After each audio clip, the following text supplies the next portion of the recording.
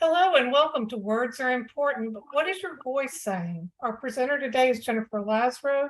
She's a longtime CPE instructor in our communications courses, and we're so happy to have her here today with us. We are the Center for Professional Education at UT Austin, and we offer non-credit educational courses and programs that help individuals meet their professional and personal goals while helping organizations develop employees, and improve team performance. We really appreciate you joining us today. Jennifer has been with us for a long time and is a very popular instructor. She teaches engaging and practical business and communications courses, drawing from more than 20 years of experience in training and human resource development. From conflict management to speak up, making a clear and confident impression, to effective business writing, Jennifer's classes have supported many students on their professional development journeys. In addition to training for CPE, Jennifer provides training and writing services to clients through her own company, Achieve It. Thank you for being with us today, Jennifer. Thank you, Brett. And that was Brett, who will be helping me in the background as we work on some polls and activities today. Thank you for joining us this afternoon. So here, just as a quick opening question, and we'll have a poll pop up here. Have you ever spoken with someone on the phone and then met them in person and thought to yourself, gee, that's not how I thought you would look, or this person doesn't look the way I had envisioned? Has that ever happened to you? So we've got just a real quick vote, just yes or no. Have you ever had that kind of experience?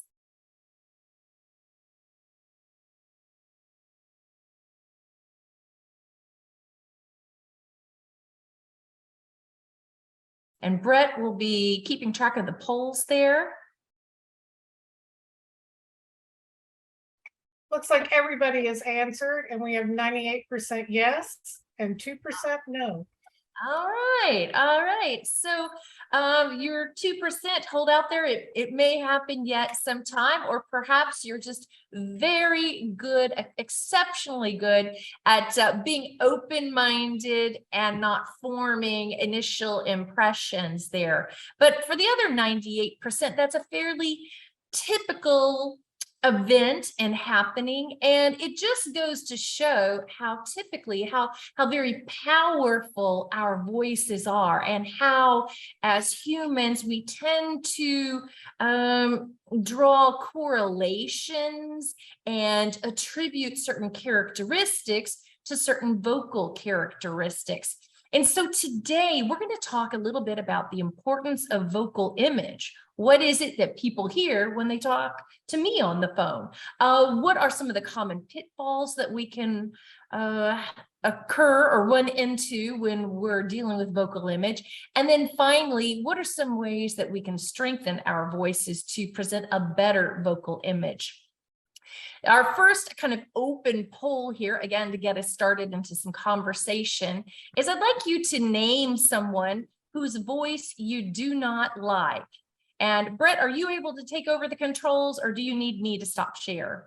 No, I can do it. I'm going to go ahead and stop you from sharing. So if you will, in chat, type the name of someone whose voice you do not like. Now, obviously, if it's a public figure that we're maybe all familiar with, maybe a podcast host, an actor, someone who is in the media that we hear often, that would be great. You could put things like, my brother-in-law, but you don't have to name names other than that. In fact, do not put your boss, put my boss's voice, but please don't put their name. All right, let's see. So we've got a few comments coming in. Oh no, someone said they don't like their own voice. All right. Donald Trump, Fran Drescher, right? The nanny voice. What are some other voices that when you hear, you kind of, No, Gilbert Godfrey. Yes, that's one that typically makes the list. All right, let's take just a few more there. Someone said mother-in-law. I see coworker.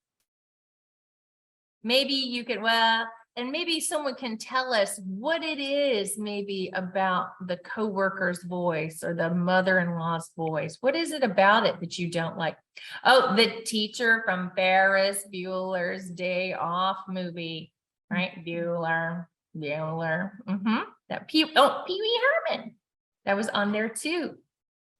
Sam Kinison, something whiny or high pitched. I'm seeing some of those comments come in. Okay, Brett, I think that's probably a pretty good run here. And so just kind of pause on this screen for a while. I'll display my PowerPoint in just a moment, but that goes along with this. But think about these voices that you don't like. And what type of personality traits, I'm sorry, have you attributed to this speaker whose voice was unpleasant?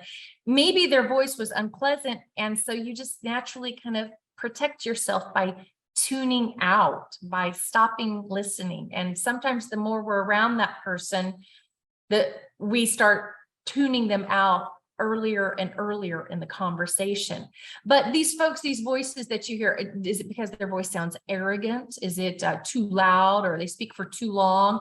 Do they sound overly anxious or nervous? Maybe they're talking too fast, or it's kind of, maybe their voice is kind of quavery, and equate that as someone who is shy or perhaps not very confident. Do they sound depressed, indecisive? Is it maybe someone that you would feel might be easily influenced and maybe doesn't typify leadership behavior to you? So I think about, as you list these voices, these folks whose voices you don't like, those attributes that we sometimes attribute to those voices we don't like, and or at least the consideration that it's hard to listen to them for very long. Now let's flip that around. What about voices you do like? What are some voices you do like?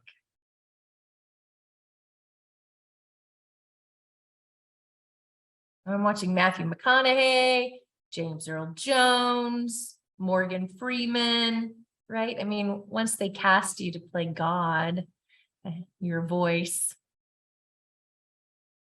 So I see Oprah Winfrey. I see round, deep radio voices, Sean Connery.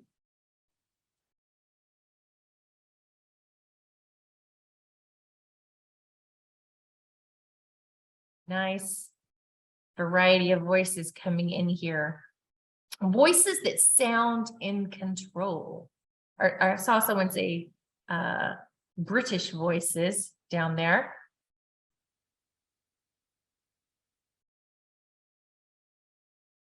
So Brett's going to capture a few more of these. And while she's doing that, let me just read off again on both sides of the equation here.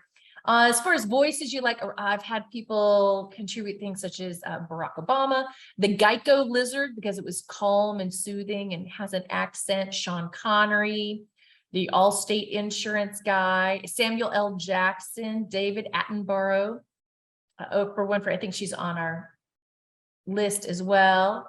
As far as voices you don't like, I'm looking for some other that weren't on our list. Someone had listed Mike Tyson because his face doesn't match his body. Carol Kane, Joan Rivers, Roseanne Barr, Edith Bunker. Looking at Bernadette from The Big Bang Theory. Those are just a few other that had made the list. So, okay, take a look at that list. And then Brett, if you would, go back to my screen.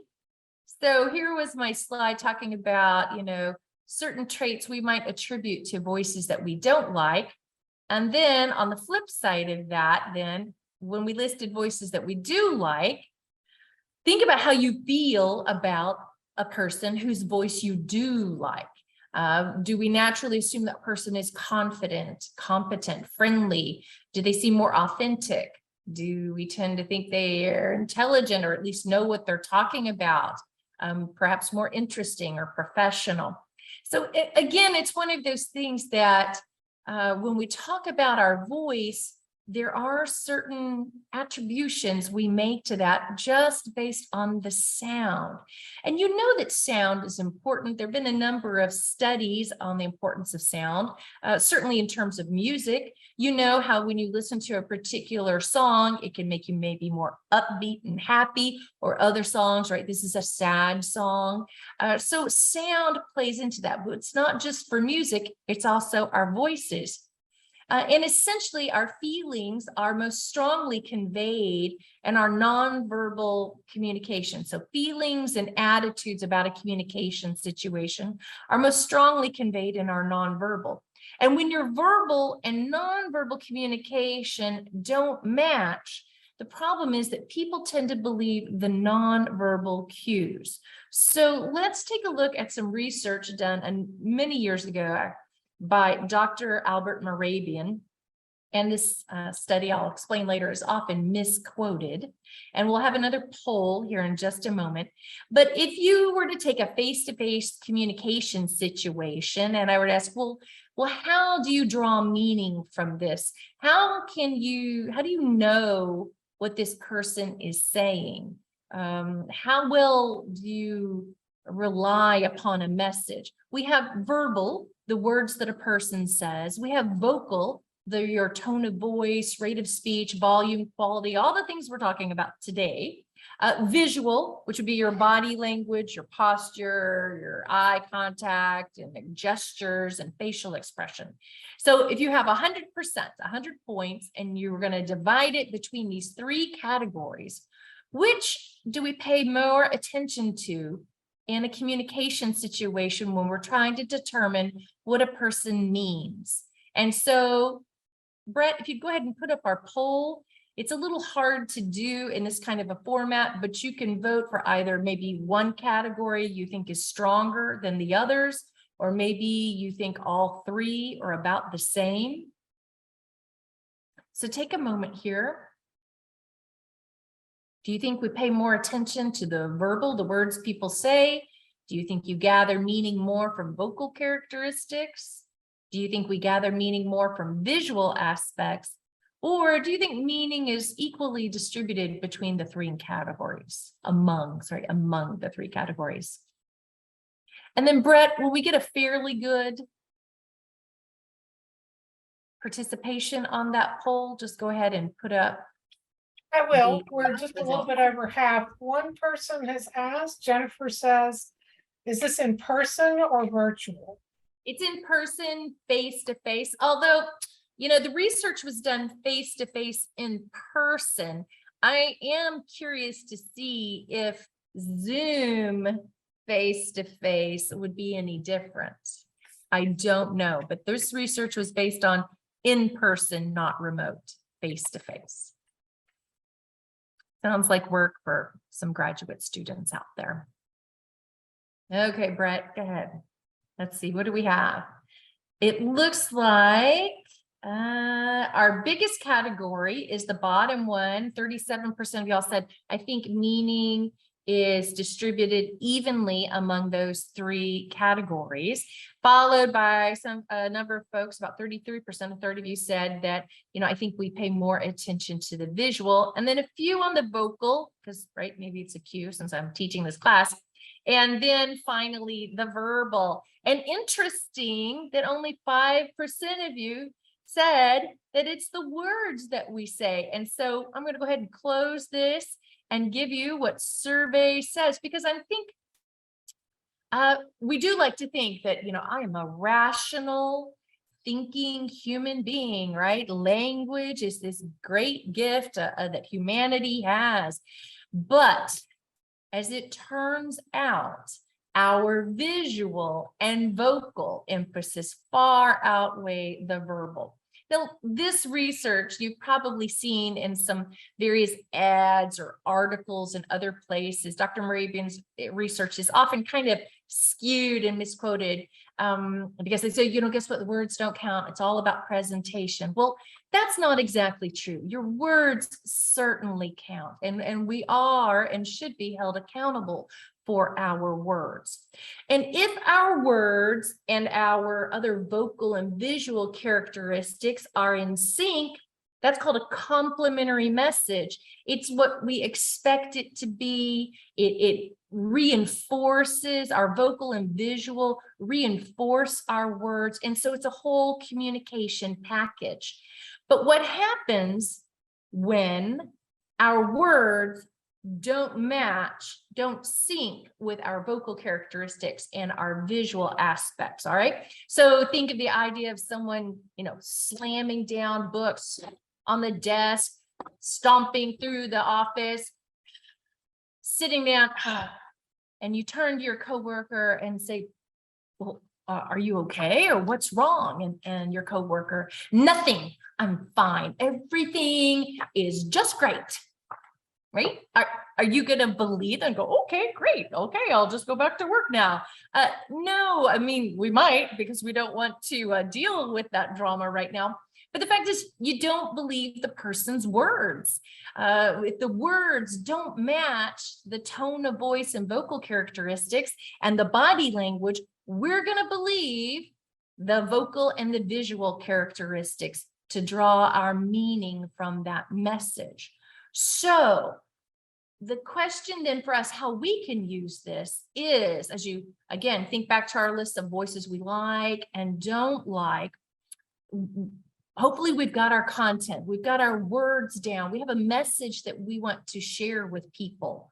What can I do with my vocal characteristics to make sure that my sound reinforces my message and that my sound does not detract from the message or perhaps send out a contradictory message? And certainly there's a lot of things we could talk about in terms of the visual and body language, but that's not our emphasis here today. We're here to talk about the importance of vocal characteristics. So that's nearly 40% of the message there based on vocal characteristics. So we need to remember then that the message received is the only message that counts, and one of those basic communication rules. And so we need to make sure that we're sending the message we intend. So as I'm going about my personal life and my professional life, as I'm having conversations with customers, internal customers, my coworkers, my external clients, I want to make sure then that my voice is doing the best it can, that I can, to convey my intended meaning about a situation.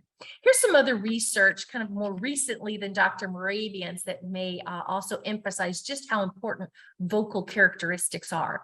So Quantified Impressions, which is a communications analytics company in Austin, Texas, used some computer software to analyze the speakers' voices from over 120 executive speeches. And then they collected feedback from a panel of experts, as well as more than, let's see, it was 1,000 listeners. I wanted to make sure I got that number right, 1,000 listeners. And what they found was that the speaker's voice quality accounted for 23% of the listeners' evaluations. So how they evaluated or rated these executives, 23% of that was based on their vocal quality. And the content itself was only 11%. So again, showing you that voice quality, and their quote from the article in the Wall Street Journal is that the sound of a speaker's voice matters twice as much as the content of the message. And isn't that interesting? Because typically in a presentation, we would spend a lot of time on the core, the content of our presentation, saying words just right and maybe getting our PowerPoint right. And we don't tend to think so much about what am I doing with my voice to help this presentation. In another piece of research reported in the Psychological Science Journal in 2015, a team from the University of Chicago Booth School of Business took a number of MBA students and they videotaped them while giving their pitches on a business plan. And then they had prospective employers and professional recruiters either watch the video, listen to the audio only, or read only a transcript of their presentation. And results showed that the vocal category, the group that they only heard the pitch, tended to have the biggest influence on deciding whether or not a person was hired. And that even after if they heard the pitch only, and then they saw the video, that the observers did not change their evaluation. And so one of their findings from this study was that they said, your intelligence is not necessarily something I can see on your body, but I think it's a cue we can pick up on or hear in your voice. So job candidates were rated as more intelligent, thoughtful, and competent when they heard the pitch, as opposed to just reading it. I teach a number of business writing classes, so this is interesting to me too, because of course we think of all the time and effort and energy, how much business is done now by email and written communication. And yet that vocal communication, whether it's on Zoom, with or without a camera, or telephone or teleconference, is obviously still very important. So then if vocal image is important, what are some qualities of a positive vocal image? And these days, in contemporary times, we would say it's something natural and relaxed, clear, articulate, meaning that I can hear the sounds of your consonants and your vowels, that it's articulating the sounds and how the sounds are formed.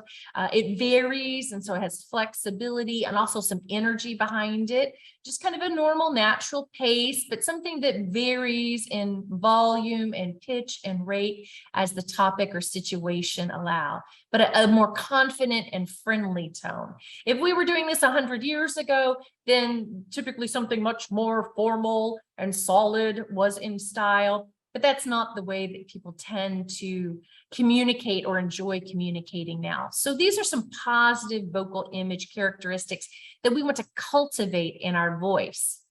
When we look at vocal image components, there are a number of things that have to do with our voice, our breath control, projection, pitch, tone, resonance, diction as well, articulation, enunciation, the rate, the pausing, and word choice. These are all different components of vocal image. What we're going to do today in this next section is talk about some common pitfalls to a positive vocal image. And there are many, but we're just going to pick 4 for our limited amount of time today. Uptalk, vocal fry, rate, and articulation. All right, I'm going to be switching over to a video here. So let me stop share here, and I'm going to share on another screen. And it'll take me just a moment and see if you know if you can recognize Uptalk here. I think you're telling the truth, but why are you saying it like you're lying? It was a call for help, but it didn't work because I'm too heavy and the ceiling lamp broke. Something like that. There we go. I think you get enough of the idea there. So it's hard for me to imitate Uptalk, but it's a pattern of speaking when our pitch tends to go up at the end of a sentence like this. And typically in English speech patterns, questions go up at the end and our statements tend to go down. And I know you're making a statement because at the end, in fact, it's also a way we take turns, is at the end of my sentence, my last word tends to go down just a bit. Not a lot, but just a bit. But if my voice goes up at the end, then that's the pattern we use when asking questions. And so it can make even statements, our earnings this quarter are great, sound like I'm unconfident. I'm not sure, that I'm questioning myself even as I say these words. And so that makes us appear less than confident, less than certain, perhaps, than we want to appear. So watch out for Uptalk. Another common pitfall, especially these days, that is being commented upon in the research quite a bit, is actually vocal fry.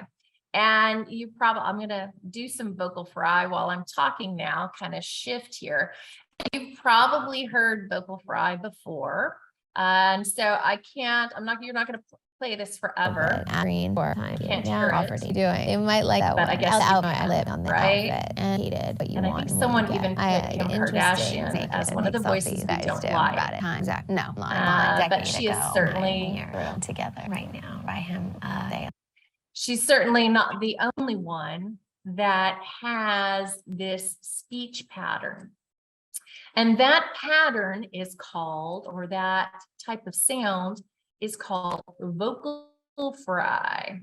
And sometimes you use this speech pattern throughout your entire sentence all the time with your voice. But sometimes you start off in a normal tone of voice, and then at the end of the sentence, you kind of fall off like this.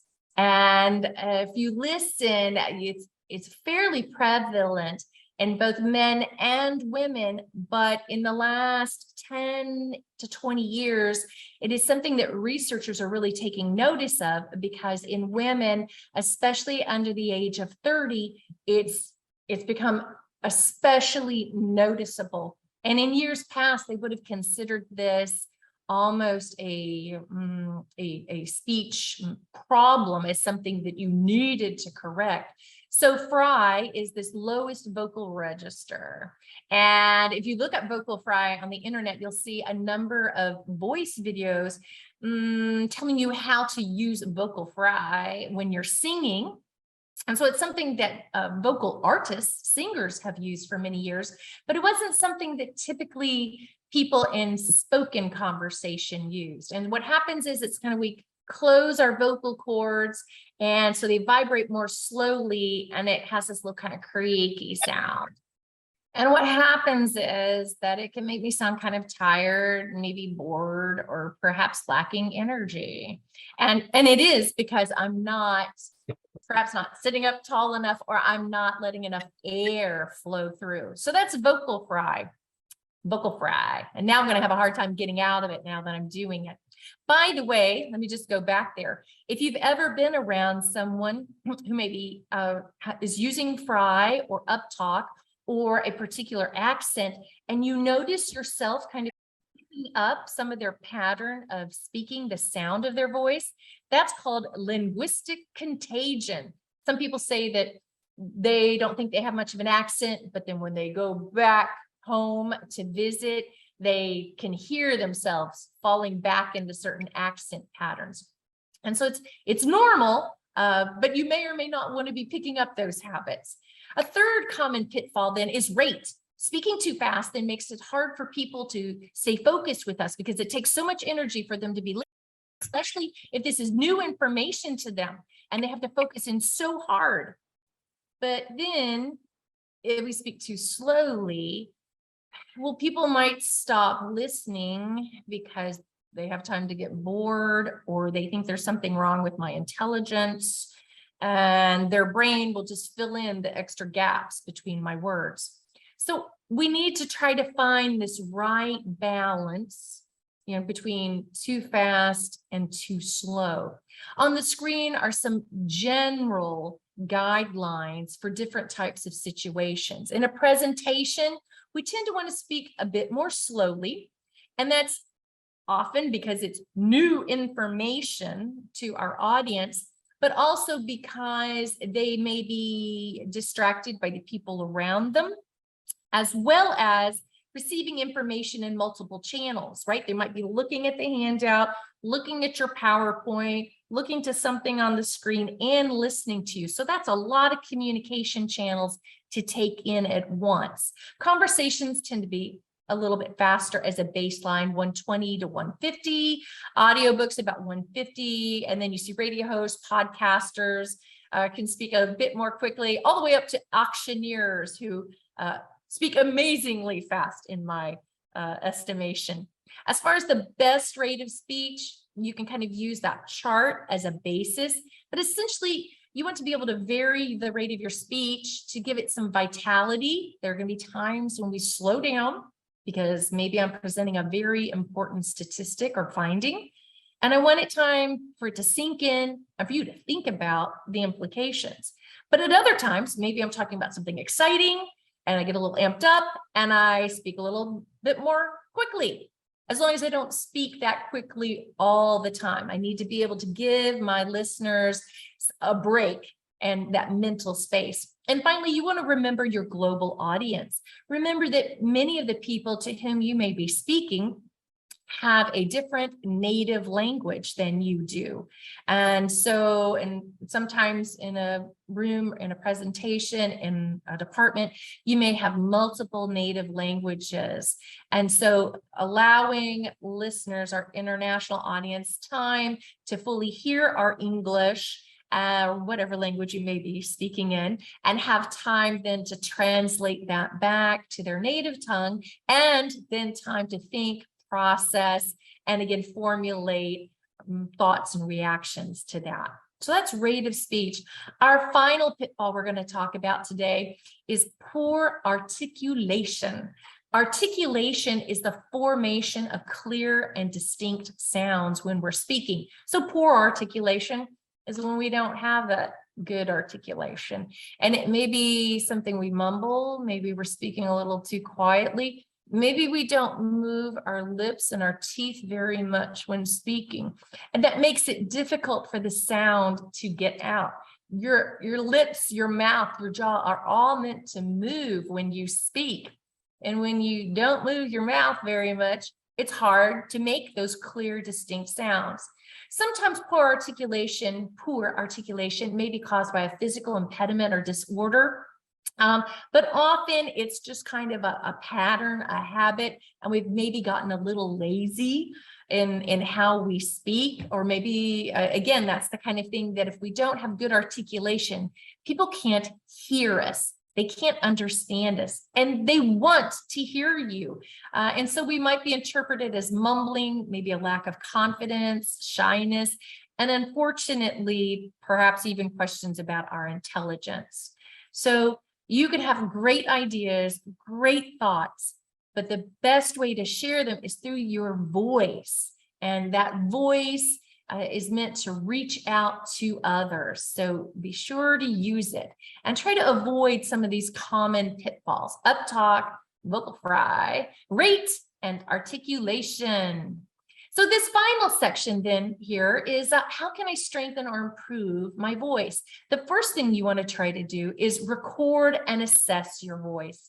You can do that on many apps available on your phone, but also Zoom is a great tool for this.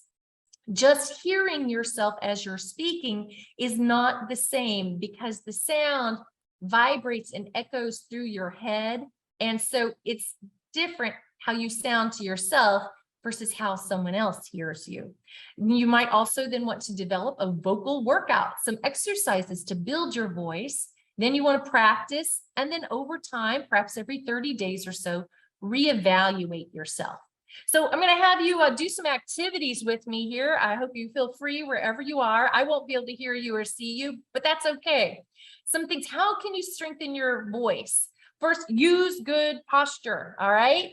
Work on your breath control and support. You can check your rate of speech on your own, and then you can work to practice better articulation. So when we talk about breath control, that's that sustained and balanced breath that carries and supports our speech.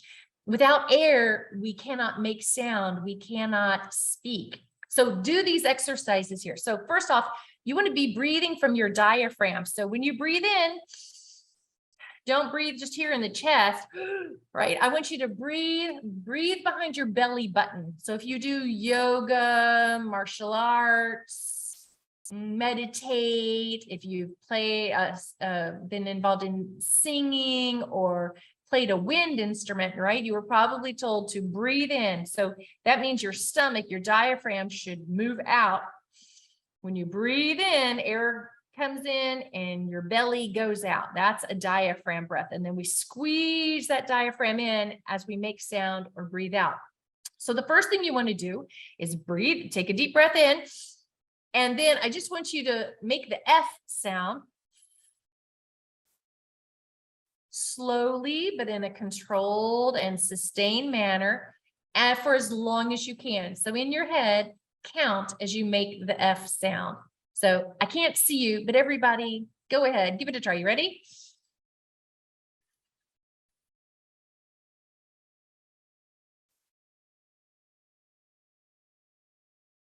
Make sure as you're making that F sound, you're contracting your stomach, contracting that diaphragm for the support. And then when you get to a point where you can't support it well, stop and take in a new breath. Don't go, okay, don't go like that, because that wouldn't be a pleasant sound or good words coming out. The next thing you could do is practice making the ooh sound. So get your palm up near your mouth and make the ooh sound.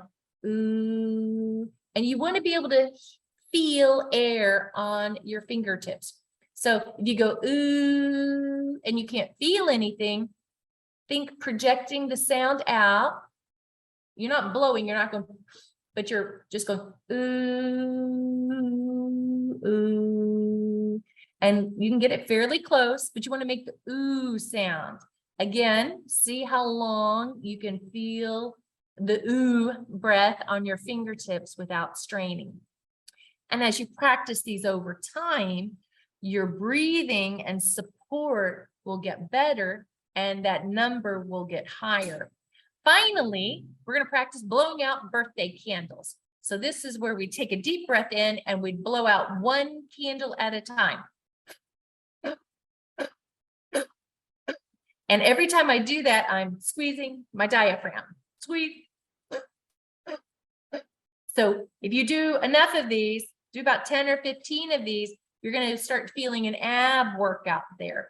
So this is for the quick explosion of air out. And this, just take another breath in and blow out more candles.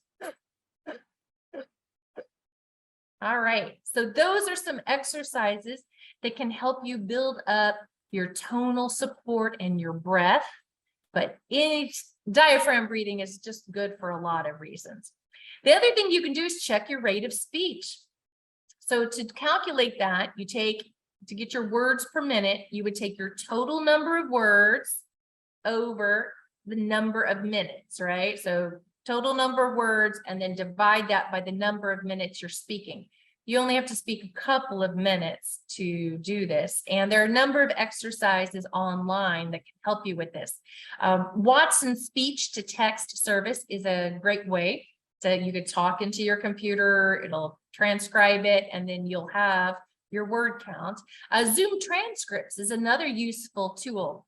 Record yourself giving a Zoom presentation, and then create a Zoom transcript. And then from that, you can put that into Word, and you can get, or even in the transcript usually, and get a word count. And you'd also have a time marker, and you could calculate your rate of speech. And you may just have received feedback from other people on that. Usually it's people who speak too quickly that I hear from. So often you're excited about an idea, you're very confident, and you're maybe into the project or the product that you're talking about. And so we tend to speak very quickly, and that excitement is great. However, if we speak so quickly that we lose our audience, then we aren't as effective as we can be. And there I was stumbling over a word as I moved to the practice better articulation screen. The best thing to do here is to practice tongue twisters. You can also review for fun the 100 most often mispronounced words and phrases in English, as well as check your pronunciation of certain words. There are a number of words that I may read, but I don't often hear in conversation, or it's possible even that I've learned the incorrect way of saying them. Affidavit is one of them, an affidavit. And so, and there've been a couple of those. Dilate. I know that when I was in school, the word men and pen, I would very often say min instead of men, or pin instead of pen. And I still have problems doing a good job on the word for. Often in spoken conversation, I'll, I'm getting this for Brett. I'm getting this for Brett. No, I'm getting this for Brett. So just some things I can do to make sure I'm better heard. But as far as tongue twisters, let's try a quick one here. Red leather, yellow leather.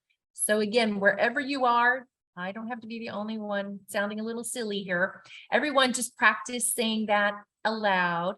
and then try to see how quickly you can say it and still hear the letters and sounds articulated clearly. Red leather, yellow leather, red leather, yellow leather, red leather, yellow leather.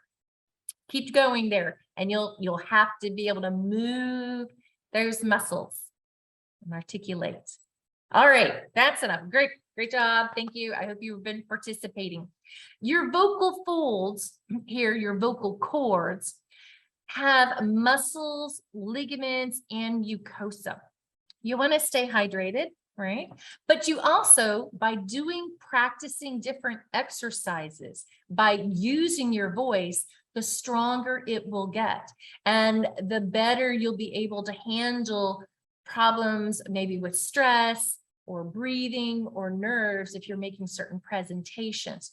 So when it comes to working out your voice, you want to keep it brief. This is not going and spending an hour and a half in the recording studio. You pick 2 or 3 exercises, either from this presentation or by looking online for different resources or just picking different tongue twisters. And you want to do each exercise only 2 or 3 times.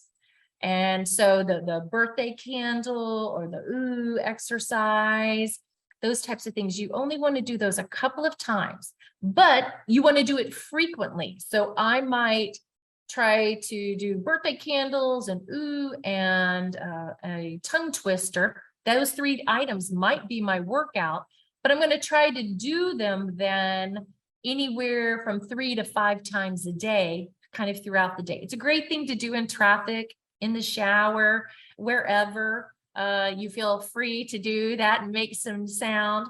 But basically the idea is you want to avoid straining or overworking your voice and to gradually build your endurance. Also, the idea is the more often we practice making these good sounds and having good breath, that then that practice, the practice in the workout becomes our regular pattern of speaking and breathing as well. So it will sneak into our regular patterns of speech.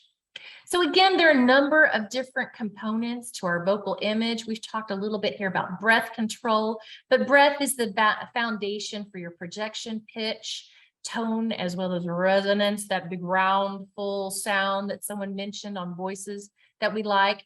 And then there's articulation, including our rate. So there are a number of components that are important. Final thoughts here in my presentation before I turn it over to open questions is that our voices are powerful. So we want to be aware, knowing how important vocal image is and how that people can draw characteristics and assumptions about people.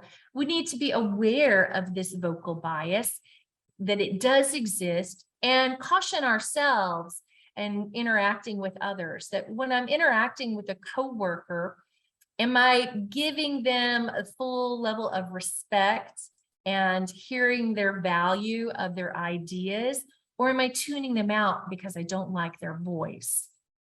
I need to be open because this allows me to embrace the diversity of others and the diversity of sound in the world around me. I need to be mindful of myself because I need to do what all I can to reinforce the message that I'm trying to send, the message that I intend, whether it be to someone important in my personal life or of my coworkers and my clients. And then finally, your voice, it can help us to be empowered because it allows us to connect with others in ways to express our feelings and our thoughts and our ideas. So with that, I want to thank you all very much for your time today. And Brett is going to join me back here as we entertain some of your questions. Okay, great. I have captured the questions that we have gotten through the chat so far. And 2 of them actually are very similar. The first is, what if we are foreign and we have an accent speaking English? How can we overcome this? We have a second question that says, it seems like better articulation is meant for native English speakers, but also removes regional accents. So what should people who speak 2 languages or are not native English speakers or just have a regional accent do?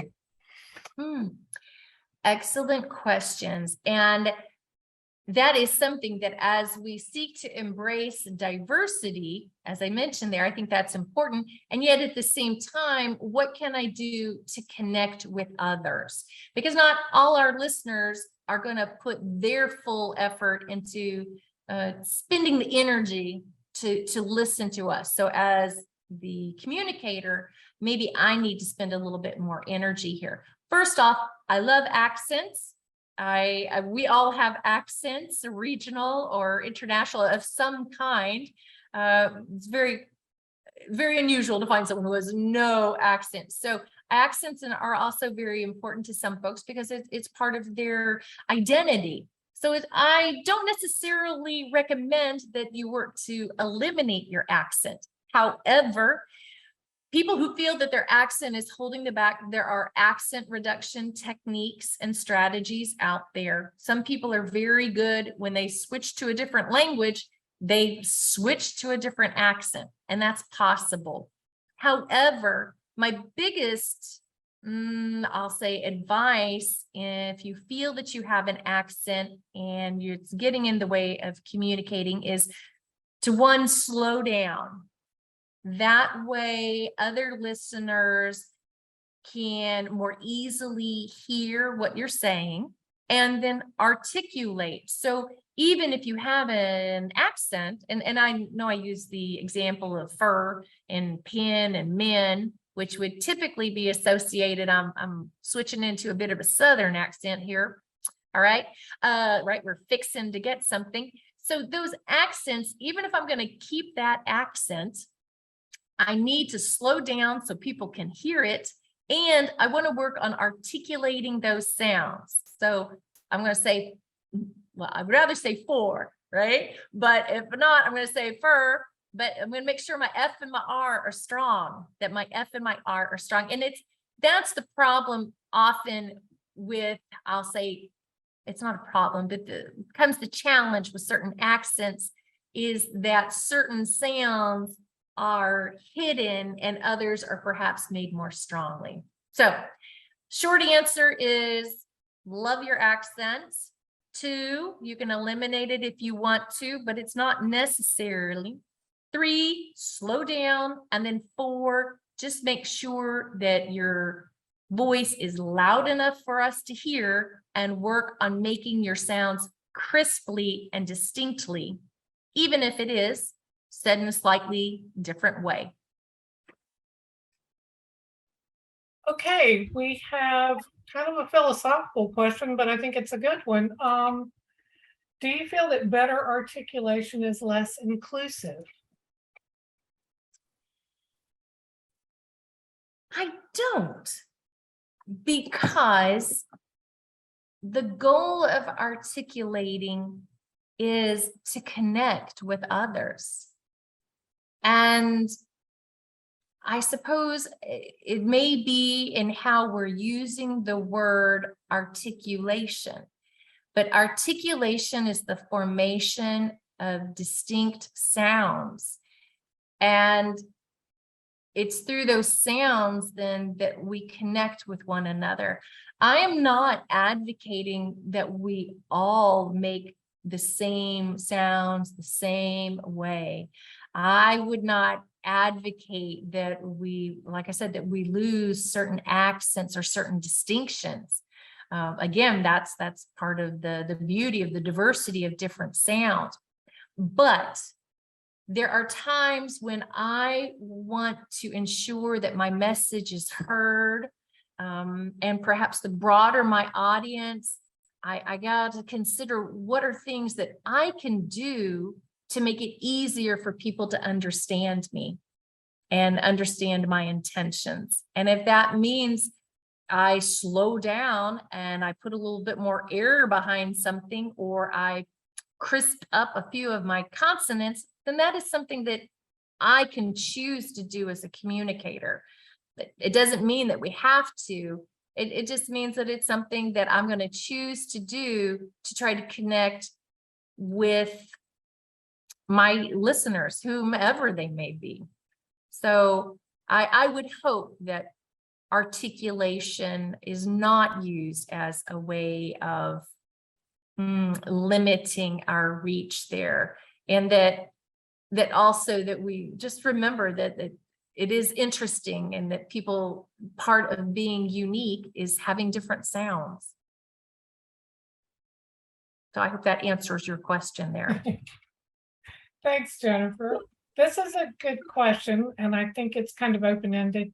What about people with hearing loss that sound nasal or have hearing loss related speech impediment? That is an open-ended question. So when you say what about, I'm not quite sure what you mean. What about people with hearing loss? Other than it is a challenge, because by hearing sounds, whether our own sound or someone else's, is how we get feedback, and then how we seek to copy or emulate those sounds. So it is definitely an additional challenge or burden. There are speech therapists who can do amazing jobs helping with people. So don't think that speech therapy is something that only kids go to.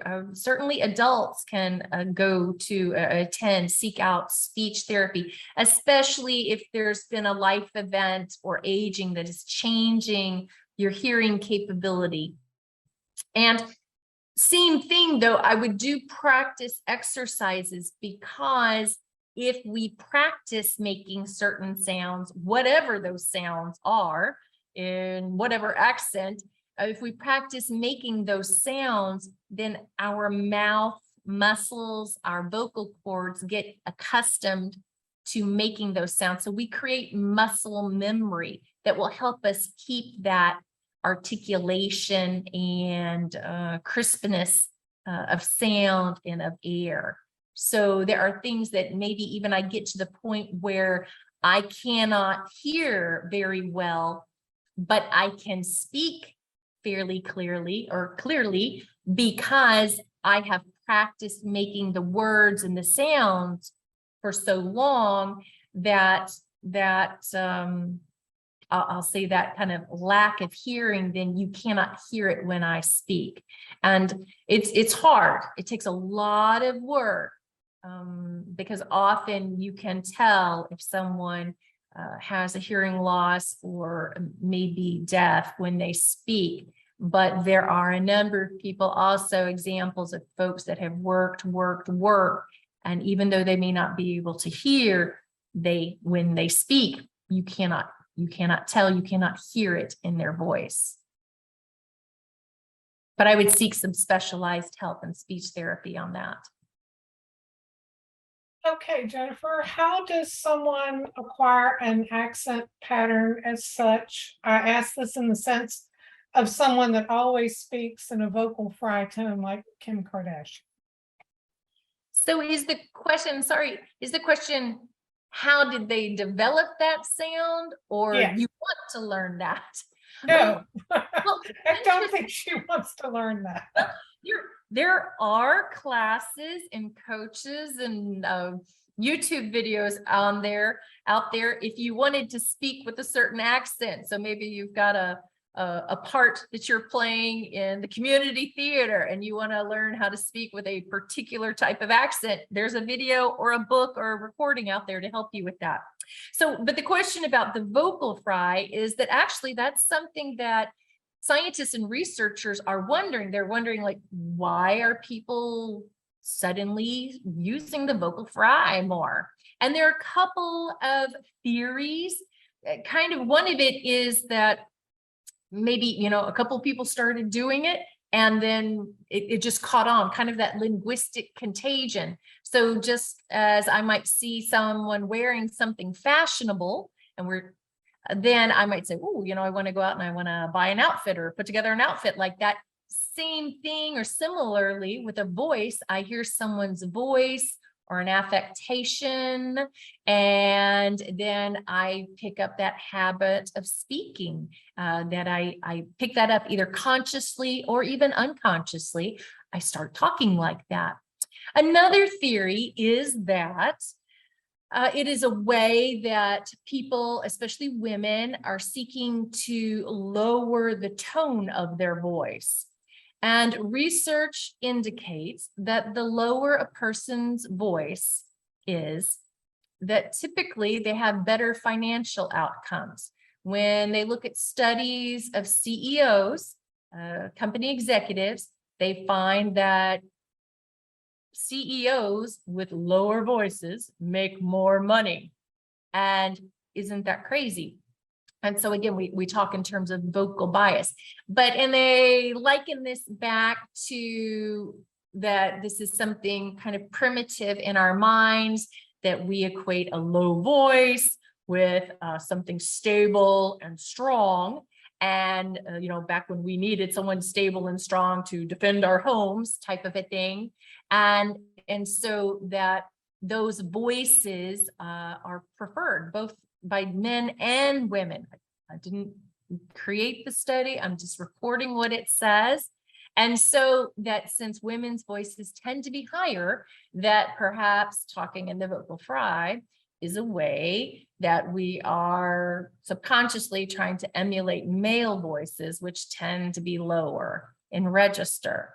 But that's perhaps one reason, or even it's a carryover as more and more women are in the workforce in different types of positions, that maybe just being around different types of men and different characteristics.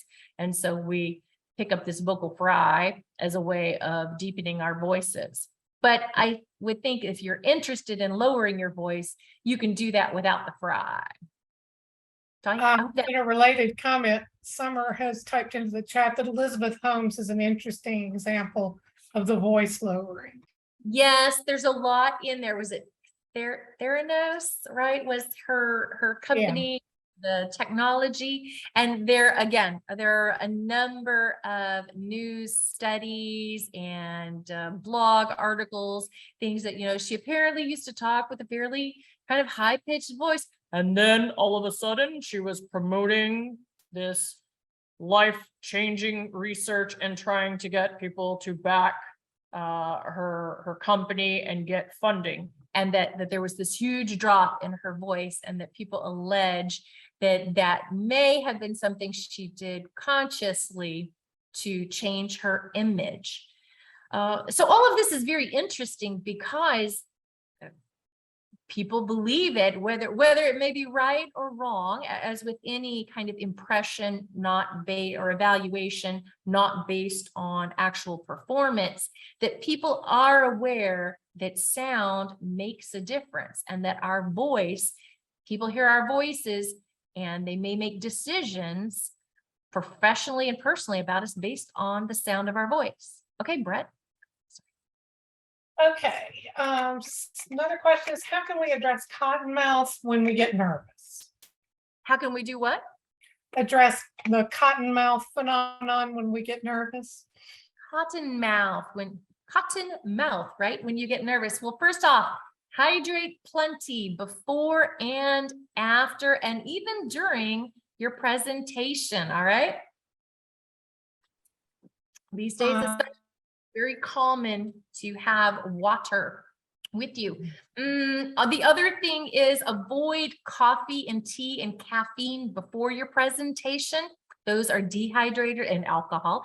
Those are dehydrators. And just more, believe it or not, practice speaking in similar air environments outside, because as I'm speaking, my mouth is open more, and so more air gets in. So make sure that you're practicing and speaking in a similar air environment, so that your mouth and mucosa and linings can get used to whatever additional drying air there might be. But don't be afraid to say, got to take a drink here. What can you do to avoid mumbling? Do you have any recommendations for ways to remind yourself, or things that might trigger you to think about whether or not you're mumbling, or things that might trigger you to mumble? Well, as far as things that might trigger us to mumble, it may be more of an emotional reaction to something where we're feeling a little shy, or we're feeling a little tired or a little unsure, and we don't quite feel comfortable speaking up, maybe as we would. We're not feeling confident, or it may be a particular person that triggers that feeling in us. So sometimes, again, these reactions or our voice can be a reflection of our inner emotional state as well, right? When I sound happy or I sound grumpy, those types of things. So making sure we're in a good mental place and kind of, giving yourself that mental pep talk. I'm a big believer in writing reminder notes to post around me, or if I'm in a presentation, if you could have a trusted other somewhere in the audience to kind of make a little hand signal to you. If they hear you start to mumble or speak too quietly. With the mumbling, it's maybe making a conscious effort to practice not mumbling. So that vocal workout, your vocal workout might be taking an article or a page from a book and reading it with exaggerated articulation and sound volume, because usually mumbling is considered to be quiet. So forcing some extra air and practice speaking aloud in an intentional way, and record yourself and listen to that. And then maybe listen to yourself at a time when you're not doing that intentionally, and then notice the difference in the sound. But if you will practice intentionally not mumbling, then the more often you do that, if you did that, let's say three or four times a day, even if it's just a minute of doing that, if you did that 3 or 4 times a day, spread throughout the day, that habit would carry over into your regular speech patterns, so that you would mumble less, because your body, your muscles, your ligaments are used to speaking more intentionally in a less mumbling manner. It's like so many things in our life, it's habits, and it's taking the time to practice a good habit so that it eventually folds in and decreases and replaces the bad habit. I'm really anxious to get to this one because I have some issues that I would like to also mitigate with my own voice. What can we do to mitigate aspects of our voice that are hard to change? The example that the questioner gave here is a high-pitched tone that makes them sound very young. In my case, I know my voice is very nasal and it drives me crazy. Again, for just about any vocal characteristic, there are exercises that you can do. And this gets back to almost some of our discussion regarding the accents earlier. As we were saying, you have a choice. It's okay if you have kind of a higher pitched voice, if you're okay with that sound. It all comes down to, are you okay with that and want to present like that? If you feel that it's getting in the way of maybe people taking you seriously, or you don't like the sound, or you're thinking, wait a minute, they keep thinking I just graduated high school and I'm in my 40s, and you don't like that, then there are some things you can do. You can work to lower the pitch of your voice without going into fry. So I modulate my voice some, especially during this presentation. Time will also take care of that in general. I used to have a much higher pitched voice when I was younger. I sang first soprano and I was in my 20s. And especially if I was nervous, I would tend to talk a little bit higher, kind of like this. I actually was in graduate school and had to give a presentation, and I got some perhaps brutal but helpful feedback from a professor who said, presentation, content, all that was great, but that I had a high strident voice, and he didn't think he'd like to listen to it for very long, give it in a presentation. Ouch. And so that really hurt, since I knew I wanted to go into training. I wanted to give presentations. And so I did make a point to kind of, when I was making presentations, I just thought of opening my throat in the back and trying to speak a little bit lower. Now, I didn't do an Elizabeth Holmes thing, and that would hurt, and I'd probably lose my voice. But instead of being up here, which often comes a little bit more from the throat, I tried to do a better job of doing diaphragm breathing and just practicing lowering the pitch of my voice just a bit. And you could even practice singing different songs, maybe sing, if you like to sing along with the radio, try singing it in a slightly lower part or tone of the voice. I mean, to the song, to the melody. And it is something that now over time, I tend to have a lower voice than I used to, just because I did it while giving presentations, and over time, that's become a more natural part of my speech pattern. However, you know, I still do have a higher female voice, but I just consciously think, okay, how can I lower it? But it took practice so that I didn't lose my voice then if I were using a different tone. I hope that helps. And same thing with nasally, Brett. Sometimes it's a physical formation going on in the roof of our mouth and our nose. And sometimes it's just, again, there are exercises. It has to do with kind of where you place the air when you're speaking. And one thing that can help build resonance is when you're talking, you want to be able to feel it up here. I think this is your mandible, the top part of your jaw. You'll put your finger here and then practice saying M words. M, lemon, mom, moon. You want to be able to feel, or just make the M sound. You want to be able to feel your the top part of your lip vibrate when making those M and N sounds. And that helps build resonance. And often the more resonance you have, the less nasal characteristics you might have. That would also help with your pitch as well, because it's hard to have a real high-pitched voice and have any resonance. So when you build resonance, you usually lower your pitch as well. That is a great tip. Thank you so much. We have a questioner who would like to know what they can do if they have a lisp. A lisp. Go to a speech therapist. And I know I've said that one before, but I will say it again. Speech therapists can do amazing work. I have seen this in various members of my immediate and extended family. They could also tell you sometimes a lisp is the formation, you know, how we're holding our tongue, or the formation of a word that we're just not got the right mechanics in the right shape.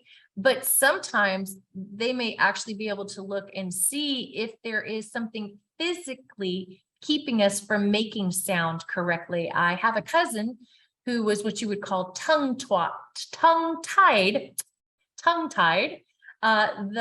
Her mouth and her tongue was too connected to her bottom, I guess that palate. So I guess whatever that connecting muscle is, and I've forgotten, you know, is only supposed to be a certain length. Well, hers was connected further so that she could only use a very little bit of her tongue when she was making sounds. And so, but by seeking help, people thought, oh, well, she just has a lisp. She just has a speech impediment, and went to speech therapy. But speech therapist was able to say, you know, I think there's something more going on here. And she ultimately had surgery to clip that so that it freed up the movement of her tongue. And then going to speech therapy, she was able to practice then relearning how to shape sounds and how to speak. And now she works on telephone technical support. So she's able to communicate better. Okay, exercises to work on tone and speed. For example, this questioner says she talks too slowly in a monotone. Talks too slowly. Okay. Well, I guess the first thing I would examine is consider the feedback, whom it's from, and then to do the exercises where you measure the rate of speech. And I said, so as far as, sorry, going back, I'm speaking very quickly now. The first one is is the person who's giving you the feedback, do you think they speak very quickly or at a normal rate? Just to kind of consider the feedback, the source. Number 2 is to measure your rate of speech. See where you fall in that 120 to 150 category, to get another type of a measure there. The other thing I would do is do some self-searching and ask yourself, based on this feedback and maybe a measurement, is do you feel you speak more slowly than perhaps you should or you want to? And then why? Is it that you are trying to collect your thoughts? Is it some other reason that you maybe are speaking more slowly? Perhaps it's just a habit.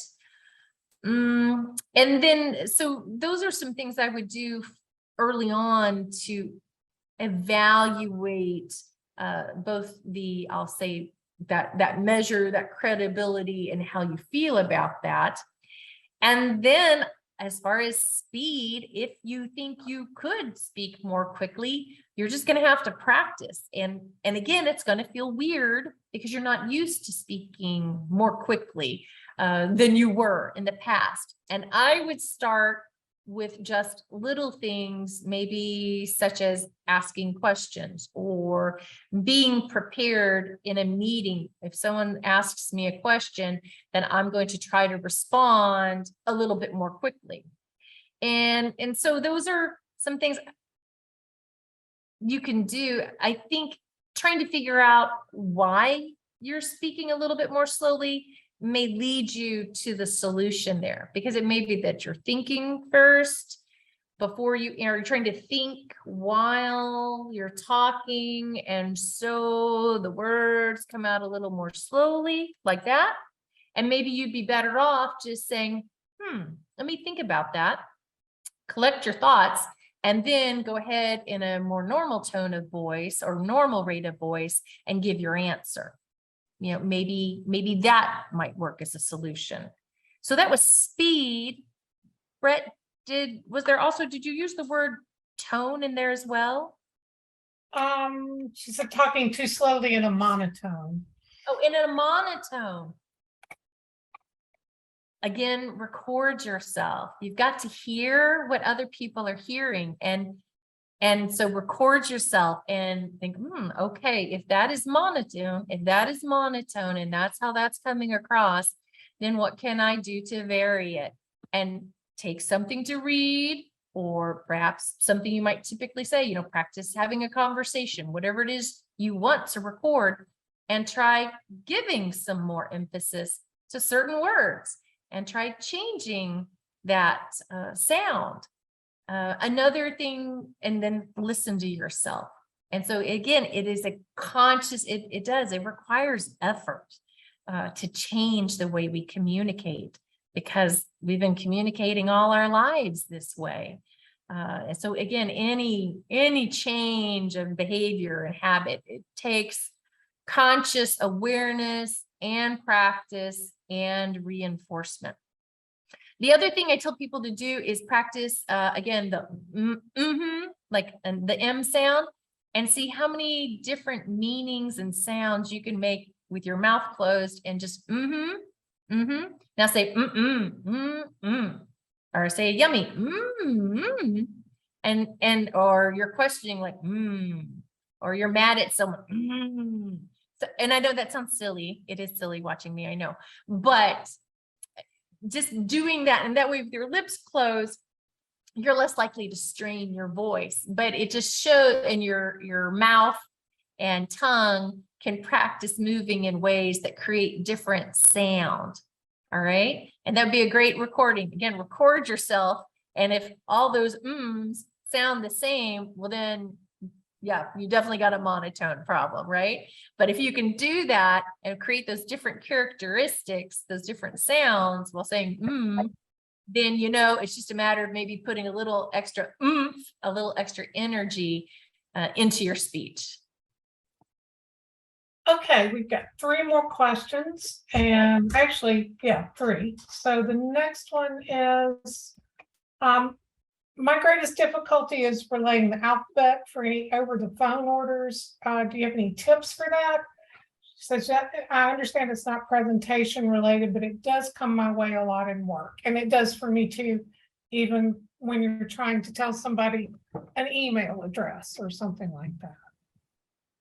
So this probably isn't quite related to this class either, but I would say either, and I don't know the proper name for it, but there's like a military alphabet call sign, right? A Alpha, B Bravo, C Charlie, D Delta, E Echo, F Foxtrot, G Golf.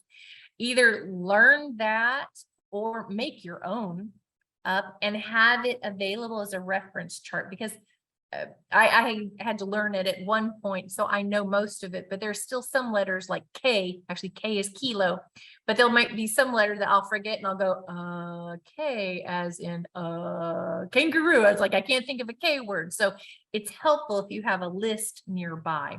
And it may take a little longer, but it certainly helps in terms of, is that a C or a D or a Z sound, being able to distinguish between those sounds. You got a lot going on here. When you're talking about that, first you have your own, or whoever is speaking the letters, the articulation of that person, and the quality and any interference that there may be in the audio equipment or the phone, and the connection, quality of the connection, as well as then just maybe background noise that may be getting in the way of hearing things. So it's understandable then when we have to ask someone, oh, can you spell that, please? And so if you'll have some ready references to letters when spelling things out, then that would be helpful. Did I get that question right, Brett? You did. That's perfect. And in fact, somebody had posted, I was just reminded in the chat that somebody had posted a link to that. So oh, excellent. That's great. Okay. Any tips for reducing or eliminating the use of quote like used unnecessarily in sentences or any other filler words? Yes. The two questioners on these two questions, which I've combined, say that they're noticing this with teachers, like with their children's teachers. Do you have any insight on why it's so prevalent, and any way to avoid undercutting your credibility if you're relying too much on filler words? Oh, you are correct that those are filler words. And if you were listening, I heard filler words and a few ums in my presentation as well. You are correct that filler words can reduce a person's credibility, and that if you hear true professionals, when we consider a very smooth impression or presentation, that often those people do not use any type of filler word. It usually takes a great deal of practice to reach that level. I do tend to use a fairly informal and conversational tone, so I know that I do use some filler words, but I try to keep that to a minimum. So on the one hand, I know it's not as good of a habit, but on the other hand, if it's something very impromptu, I feel that that's purely conversational. So what are some things that you can do? Why do people use filler words? Sometimes it's because we're afraid of silence. We feel like whoever the person is talking feels like they have to constantly be filling the space. So the teacher or maybe the presenter may feel that it would be strange for them to suddenly give a little pause when they connect, or when they're seeking to collect their next sentence or their next point. And so they feel the need to fill that space and keep talking. And so sounds come out like or fillers, or like, or so, or those kinds of things. And now that I've started talking about fillers, like, you're going to probably hear me use them a lot, like, because they are also contagious. And once you start them, it's hard to stop. My guess is that with teachers and other times you're hearing it, it's become a habit, and it is often because they speak so much, and either they're saying the word like because they're seeking the next words, or they just need a little pause, and then it becomes habit of something to say. As far as how to stop saying them, I've heard two main suggestions. What works for me is I just have to slow down, and I need to be well rested, thinking clearly, and I need to be intentional about my next words. The more I am multitasking, which, right, Zoom, multiple monitors here, kind of free forming my presentation, reading chat, doing things over here, then it's hard for me to really focus and be as intentional as perhaps I could be in my presentation or when I'm speaking with someone. So I need to be well rested, I need to be focused, and I usually need to just slow down. And I need to be okay with taking a pause every now and then. It's okay to take a pause because it allows people to rest, kind of relax, and reflect on what you just said, because they've got their own thoughts and impressions and reactions to what you're saying going on in their heads. So for me, it's just a matter of slowing down and then thinking of the next words I want to say and starting with that next sentence. I'm exaggerating it now, rather than kind of filling in with a like, or again, when I fill in with a like, it's usually because I'm getting kind of tired, or I'm not exactly sure like what the next word is like. And then you start that habit and it takes over. The other technique that I have heard with trying to get rid of those filler words is to actually connect all of your words together. And so that if I'm making continuous sound, I have no time to put in a filler or an because I'm connecting one word to my next word and not allowing any space for those filler words. And I was trying to do that technique as I was explaining it. It's a little harder for me. It just doesn't come naturally. And so I feel that I can't, it doesn't work for me, because I don't think that's the source of my filler words when I make filler words. I feel that it's better to just stop, think for just a second, or, collect my thoughts, swallow, whatever I need to do, and then start in with my next thought and just be a little bit more focused. And sometimes it's just difficult to be focused in a world that is seeking us and our brains and our energy in a lot of different ways. If you ever join Toastmasters or other organizations, they'll have an counter.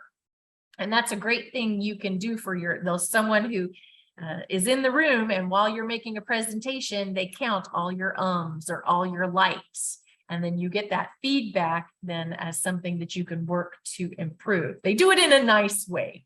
I recommend Toastmasters as a professional development and a fun social opportunity for anyone. However, you don't need to join Toastmasters. All you need to do is record yourself and listen and play back and mark your own filler words, or again, have a trusted colleague in the back of the room who can mark your words for you, if that's something you want to work on. It just takes conscious work, though, to eliminate those from the pattern of your speech. Okay, Jennifer, one last question. We have about 5 minutes to wrap this up. So how can we improve our accents? And I would assume that means not eliminating them, but just making it more clear. Yes, because when you say improve our accent, improve in what way? So I don't know exactly what we mean, because we've talked about, you could work to reduce or eliminate an accent, but in terms of, I'll say, keeping an accent and improving it as far as making it easier for others to understand, I would go back to some of my earlier comments and say, one, make sure you're speaking loudly enough that everyone can hear you.